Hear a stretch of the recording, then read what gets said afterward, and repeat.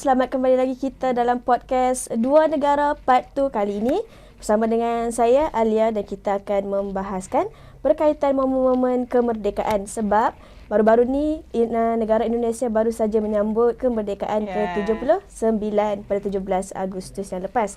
Tetapi kali ini kita bawakan tetamu istimewa dari Fakulti Ilmu Budaya Universitas Andalas. Perkenalkan Dr. Ika Revita. Assalamualaikum semuanya. Sihat Bu? Alhamdulillah. Terima kasih Bu sudi datang ke podcast kita pada hari ini. Sama-sama. Untuk berkongsi pengalaman sambutan kemerdekaan gitu. Jadi kita juga ada tetamu yang kedua, tapi tetamu ni pernah masuk dah podcast horror, podcast perkahwinan. Kita bawakan lagi. Perkenalkan Cik A. Kembali jumpa lagi kita dalam podcast Dua Negara.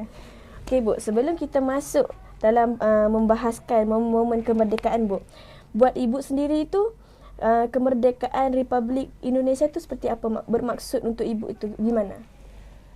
Kalau kita telaah secara akademis ini, kemerdekaan itu kan artinya kebebasan. Gitu. Jadi kemerdekaan itu kalau pada zaman dahulu Indonesia itu lepas dari yang namanya penjajah itu Belanda. Karena Indonesia dijajah Belanda itu hampir 3,5 abad, 350 tahun. Lama sekali. Kemudian Jepang juga sempat menjajah Indonesia 3,5 tahun. Nah, di masa itu semua kegiatan masyarakat Indonesia rakyat itu sangat terbatas karena semuanya dikungkung, dikendalikan oleh penjajah itu. Jadi dengan merdekanya Indonesia pada tanggal 17 Agustus 1945, sekarang sudah 79 tahun, alhamdulillah. Artinya sudah ada kebebasan, sudah ada kedaulatan, sudah ada keleluasaan. Nah, khusus untuk masyarakat sekarang, khusus untuk ibu pribadi, kita sudah bisa leluasa menyampaikan ide-ide, leluasa melakukan kreativitas, inovasi dengan terbuka, begitu, peningkatan ekonomi.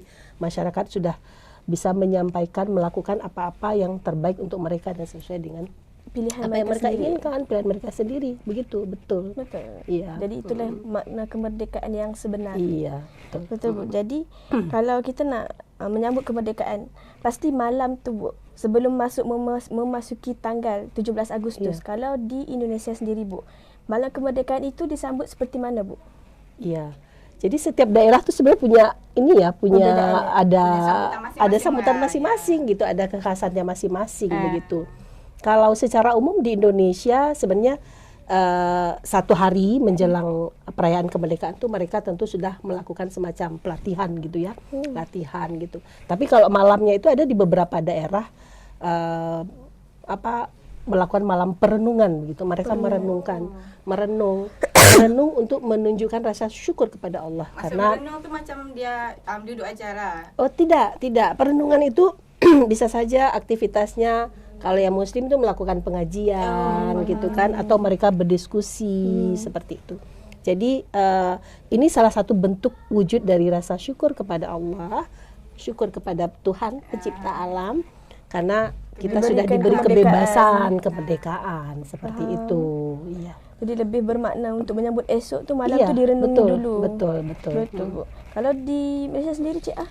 Kalau di Malaysia pengalaman lah kan, setiap ibu kota kalau di sini negeri apa? Provinsi ya? Provinsi betul. Di setiap ibu kota, setiap provinsi itu akan ada kembang api tepat sahaja sebab di Malaysia merdekanya kan 31 Ogos.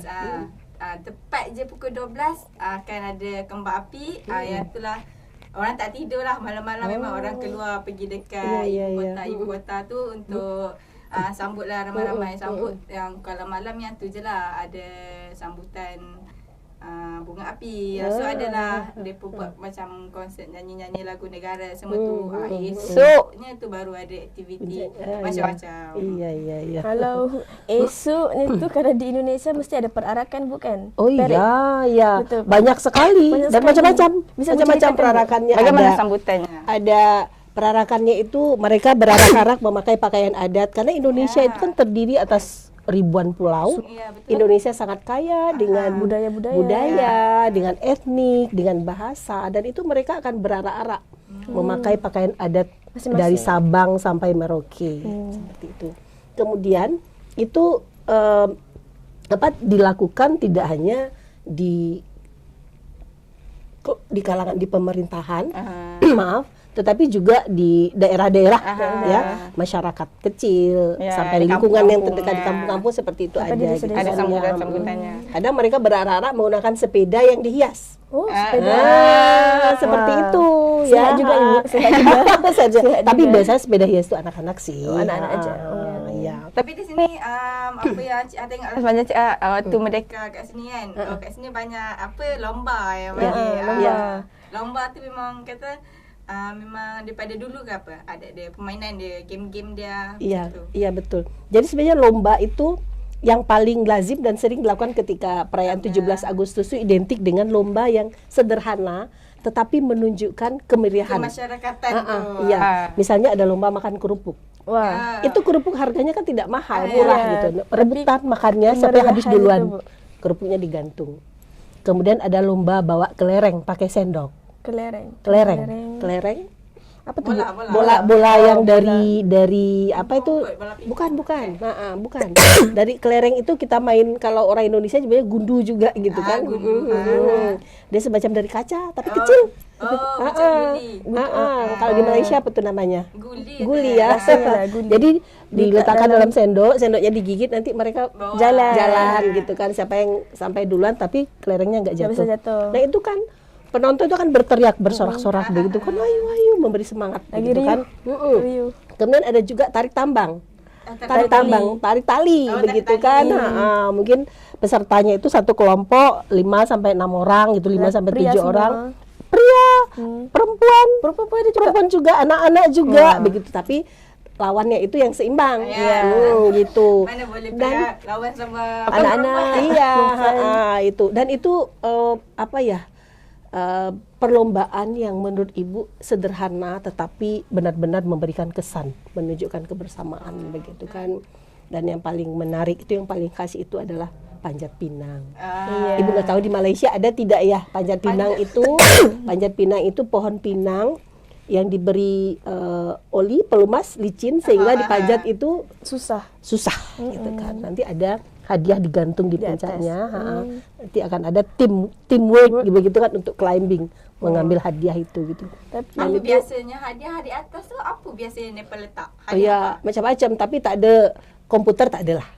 Karena berat. Komputer tak ada, berat ya. Karena berat, tapi biasanya tergantung kemampuan masyarakat atau komunitas yang menyelenggarakannya. Kalau misalkan di desa-desa biasanya ada baju kaos, keperluan rumah, ada panci-panci seperti itu gitu. Jadi memang tidak berat. Tetapi yang pada prinsipnya filosofi dari manjat pinang itu adalah bagaimana kita berbahagia, bagaimana kita bisa bersama-sama, bekerja sama seperti itu gitu. Menyambut kemerdekaan itu sendiri. Bersusah payah berganding bahu mencapai satu Betul, tujuan. iya. Bersatu kita teguh, bercerai kita runtuh. Iya, betul. Kalau di Malaysia ya. Betul. Oke. Jadi Bu, itu kan kalau di masyarakat di desa, kalau di sekolah, kalau di zaman Ibu. Iya. Kalau sambutan kemerdekaan di sekolah zaman Ibu tu bagaimana Bu? Iya. Yang Ada pertama acara itu apa? pasti ada upacara bendera. Itu wajib di sekolah. Kalau sekarang upacara bendera itu di sekolah juga tetap ada gitu kan. Tetapi mungkin di kota-kota seperti di Padang beberapa siswanya mengikuti di kantor governor office begitu, di kantor gubernur gitu. Tapi masa Ibu dulu itu upacara. Setelah itu kita akan melakukan ada lomba-lomba macam tadi. Tapi di sekolah. Di sekolah begitu kan. Selain itu ada juga lomba misalkan menghias kelas yang paling rapi, kelas yang paling cantik begitu kan. Ada juga paling kreatif nanti. Jadi dibuatlah bermacam-macam terkait dengan aktivitas kita sebagai siswa, sebagai murid begitu di sekolah gitu kan. Tapi masa ketika Ibu kecil dulu, ketika Ibu sekolah dulu, itu ulang tahun kemerdekaan itu sesuatu yang kita tunggu. Betul. Karena ada keramaian, ada ada perlombaan, ada activity begitu kan. Kecil-kecil saya suka benda-benda iya, itu. betul, sangat kita tunggu itu. Diingat itu 17 Agustus. 17 Agustus. Dan 17 Agustus itu kan memang libur. Oh, memang libur. Jadi di Indonesia itu diliburkan. Tetapi bukan berarti kita tidak datang ke sekolah, itu tadi upacara. Hanya tidak belajar. Jadi upacara, terus ada mengikuti lomba. Dan ya macam-macam lombanya itu tadi gitu. Ada juga ini lomba balap karung. Oh, dalam karung. Dalam macam lompat. Ada tengok di TikTok. Mesti dalam Merdeka di Indonesia mesti akan ada 17 Agustus Score. Dia punya lucu-lucu. Betul. Tapi kalau dekat Malaysia pun ada lomba juga tak Cik? Kalau dekat sekolah? Ada kat sekolah Malaysia pun ada juga bukan punya lomba. Kalau di sana panggilnya ada game sukaneka tradisional. Macam batu seremban, congkak, itu pertandingan kepada sastra lah, pertandingan sajak, pertandingan puisi, pantun, lepas pertandingan pakai baju datang sekolah, pakai baju hias dengan bendera. Nak menunjukkan kemerdekaan macam tu. Pakai tudung corak bendera ke, lepas baju kembang-kembang guna bendera. Lepas buat macam terkolok guna bendera. Lepas pertandingan yang tu. Lepas tu pertandingan tradisional macam tu lah. Lepas tu pertandingan hias basikal. Sebab budak-budak kan datang sekolahnya naik basikal. Jadi cikgu pun buatlah pertandingan basikal paling cantik. Hiasan basikal paling cantik. Kemainlah dia punya balut basikal dengan bendera tu. Sebenarnya dirikannya dekat belakang semua bendera. Penuh dengan bendera. Lepas tu kalau di sekolah, memang tiap kali hari kemerdekaan akan ada perarakan basikal. Macam banyak sekolah mereka akan tunggu di luar pagar sekolah, akan tunggu perarakan basikal bendera akan lalu. Memang dibuat untuk menceriakan lagi suasana merdeka tu dekat jalan raya. Macam tu. Berarak-arak ya? Ya, berarak-arak. Daripada pelumba-pelumba basikal. Tapi mungkin hampir Alia? Hampir sama juga. Hampir sama. Seperti semua. di sekolah masa ibu itu kita diminta untuk berpakaian tradisional. Gitu. Boleh pilih, tidak mesti pakaian adat Minangkabau. Pilih salah satu begitu. Ikut kreativiti kan? Ya, betul. Karena mungkin ada yang memakai pakaian tradisional Minangkabau, ada yang memakai Aceh, ada yang memakai mungkin Jawa seperti itu, Kalimantan, Sulawesi gitu kan. Pokoknya pakaian adat Indonesia gitu. Faham? Tapi kalau ibu sepanjang hidup ibu menyambut kemerdekaan, ada tak satu momen yang paling unik menurut ibu yang ibu tak boleh nak lupa? Yang ini mesti saya ingat ni sampai bila-bila. Apa tu, Bu? Jadi di tahun 90 sekitar 94 ibu KKN. Sebagai mahasiswa Universitas Andalas, mahasiswa UNAN, itu ada mata kuliah wajib itu KKN, kuliah kerja nyata. Kita tinggal di daerah, tidak di Kota Padang ya. Masa itu ibu di Kabupaten Tanah Datar. Jadi pada tanggal 17 Agustus itu kita mahasiswa KKN itu sudah dikerahkan oleh Bapak Wali Nagarinya, pimpinan Nagari di sana untuk menyiapkan perayaan. Menyiapkan perayaan, termasuk membantu mengecat pagar supaya menceriakan lagi suasana tu, supaya ramai meriah begitu. Yang membuat ibu terharu itu adalah di saat kita upacara di lapangan, itu masyarakat di desa itu, di nagari itu ikut upacara. Mereka ikut upacara dan ibu benar-benar surprise. Karena apa, biasanya kalau kita di Padang ya upacara itu memang diundang, diberitahu, diajak, dan sebenarnya upacara itu ya government employee, student begitu kan. Tapi ini masyarakat dan mereka dengan khidmat, dengan serius mengikuti upacara itu. Kemudian bertanya sama Bapak Wali Nagarinya itu, ini diundang khusus kah?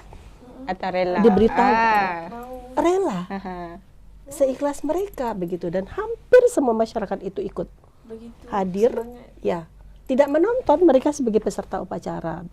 Dan situ menunjukkan bahwa bagaimana masyarakat di tempat ibu KKN itu benar-benar menghargai perjuangan pahlawan terdahulu itu merebut kemerdekaan. Bagaimana mereka mengapresiasi kemerdekaan itu sendiri. Karena kalau sudah merdeka ya memang sudah free ya, sudah bebas, sudah apapun sudah diizinkan gitu, karena tidak ada lagi penjajah. Tetapi dengan ikut hadir upacara itu yang membuat ibu sampai sekarang rasanya ibu tidak bertemu dengan momen seperti itu gitu ya. Jadi masyarakat bagi ibu itu adalah sesuatu banget gitu, luar biasa menurut ibu gitu kan. Dia masih terasa sampai sekarang. Sekarang selalu itu Ibu ceritakan kalau berbicara tentang perayaan kemerdekaan Indonesia gitu. Itu selalu menjadi salah satu bagian yang Ibu ceritakan kepada, apakah itu kepada mahasiswa Ibu, kepada anak-anak Ibu, begitu kan. Seperti itulah bentuk apresiasi dari orang-orang terhadap hasil perjuangan para pahlawan, terhadap sebuah kemerdekaan yang sekian ratus tahun lamanya kita dioccupy gitu kan, dijajah. Seperti itu gitu Alia. Saya pun terasa macam terharu menghargai kemerdekaan. Iya betul. Nak dekat je hari merdeka tu macam tak sabar. Gitu. Kalau Cik As sendiri pernah tak sambut di luar sekolah kemerdekaan tu? Pernah sambut yang paling besar di Malaysia buat. Kalau di 31 Ogos tu memang setiap provinsi akan ada sambutan dia. Tapi yang paling utamanya, tempat yang paling besarnya disambut secara besar-besaran yang sampai keluar TV semua tu di Dataran Merdeka. Kebiasaannya di Dataran Merdeka yang kat tempatnya Tunku Abdul Rahman luangkan merdeka sebanyak 7 kali waktu tanggal 31 Ogos tu. Dekat situ pengalamannya tak boleh dilupakan sebab waktu Cik Ha pergi tu kita baru je lepas sikit-sikit kurang dah dilanda orang kata COVID-19. Waktu tu kan semua benda terbatas. Tak boleh nak sambut apa-apa, semua tak boleh sambut. Tapi tahun tu tahun 2022, time tu dah kurang. Itu dah jadi college student ya? Waktu tu dah student. Jadi student kat AKM je. Waktu tu tahun 2022 itu first sambutan merdeka selepas dilanda COVID-19. Memang time tu datang lawal tu pukul 5 pagi. Pukul 5 pagi datang nak tengok perarakan. Datang dah tak ada tempat Bu. Penuh sangat dah macam semut dah orang kat situ. Waktu lalu jalan ada seorang ni di atas pokok. Tanya dia, Abah atas pokok Abah datang pukul berapa? Dia kata pukul 3 pagi dia dah datang. Tapi orang dah ramai. Maksudnya malam pukul 12 tu orang dah start datang cari tempat untuk duduk untuk tengok perarakan. Sebab yang tu memang yang paling besar. Akan ada perarakan daripada askar, paskal, paskau, polis semua tu. Lepas tu perarakan atlet-atlet, individu-individu yang menyumbang kat negara lah. So ada perarakan pertunjukan kereta kebal, adenan AVC semua tu lah. Yang apa kata kenderaan-kenderaan yang digunakan semasa perang, semasa kita dijajah. So yang tu macam pengalaman yang tak boleh dilupakan walaupun sesak. Memang sesak Ibu. Ada sesak. Perjuangannya ya. Ada perjuangan untuk ke depan tu. Tapi tak sampai ke depan sebab tak boleh sangat ramai orang time tu. Jadi macam tak dapat dilupakan. Memang itu sangat vibe. Tengok macam mana orang rakyat Malaysia berkupu-kupu pulun-pulun nak tengok, nak sambut merdeka tu selepas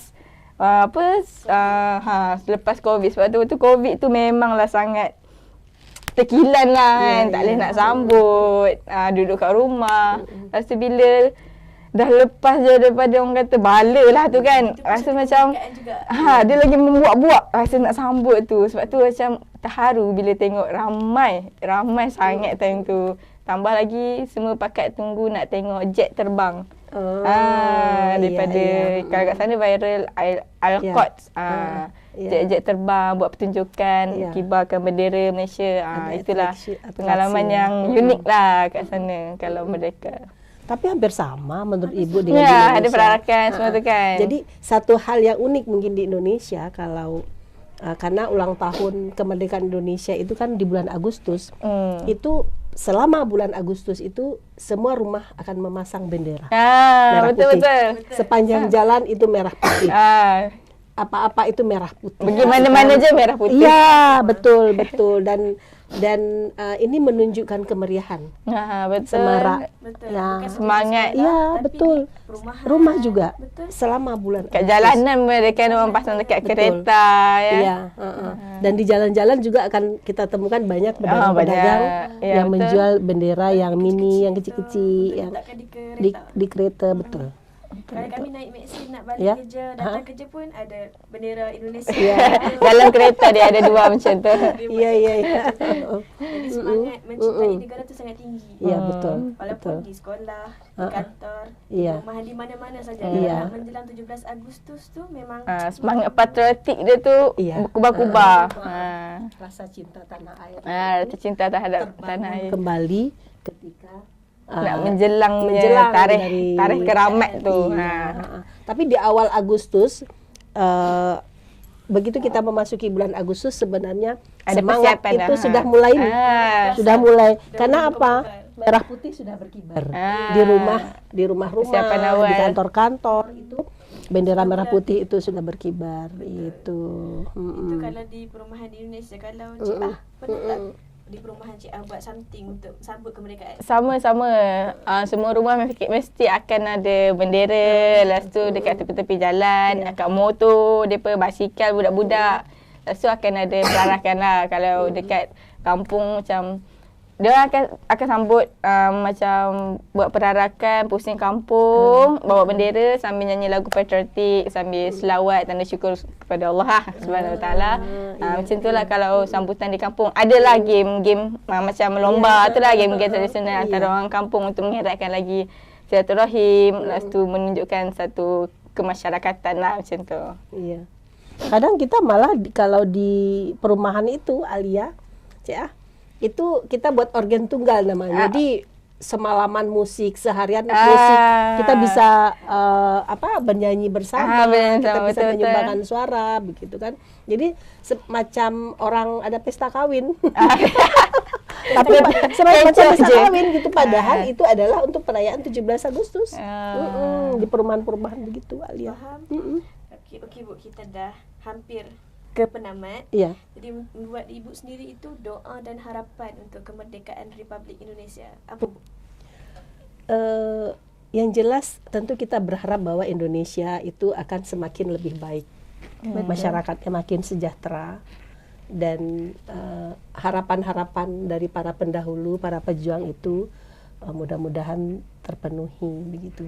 Dan sebagai bagian dari masyarakat Indonesia, juga sebagai seorang akademisi, tentu Ibu mau anak-anak Indonesia itu semakin cerdas karena mereka adalah masa depan Indonesia. Dan ini menjadi salah satu dari tugas Ibu sebagai seorang pendidik, bagaimana mengisi kepala dan mengisi hati anak-anak Indonesia untuk menjadi lebih baik, pemangking untuk masa akan datang. Iya, karena mereka adalah masa depan Indonesia. Betul. Dan saya juga berharap bahawa negara Indonesia dan negara Malaysia akan terus menjadi sebuah negara yang berdaulat dan rakyat lebih menghargai makna kemerdekaan yang sebenar.